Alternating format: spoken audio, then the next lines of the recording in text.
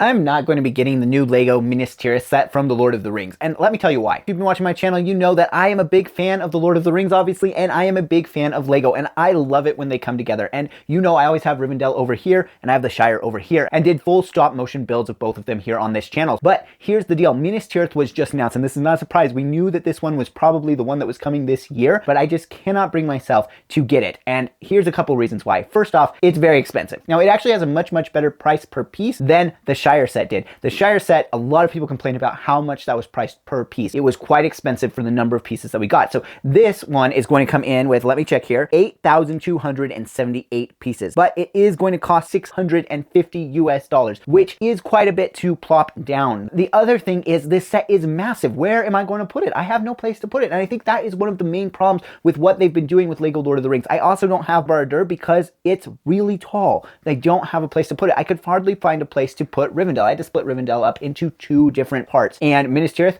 doesn't have that option. Now, does it look cool? Yes, it looks cool. The thing with Minas Tirith, though, in order to try and capture its scale, they had to do parts at minifigure scale and parts at micro scale. And of course, it would have been way huger if they'd done the whole thing at minifigure scale. And obviously, you can't do that in a Lego set. That's more something you could do in like a very special build for an exhibit or something like that. But it's going to be interesting to see its playability. And that's one thing that I just am not sure Lego cares about, the playability of the Lord of the Rings franchise anymore. All of the sets that come out are 18 plus. And I think that's what's frustrating me here is I don't care that they make big sets. I love them. They look awesome, but they're so expensive and so inaccessible and not really something that a kid is going to get and play with. They don't even intend, they're not marketed to kids. And I really think that Lego could benefit from expanding this franchise in the way that Harry Potter and Star Wars continue to be expanded. Lego Lord of the Rings hasn't had just a regular set in a long time that would come in at a smaller price point and a smaller piece count and give you something that you could play with. The smaller sets that have come out have all been gifts with purchase, and there is a gift with purchase in this one. This one is Grand. It actually looks like it might even be smaller than the Smeagol Deagle set we got last year as gift with purchase. It is completely inaccessible because it's locked behind a $650 set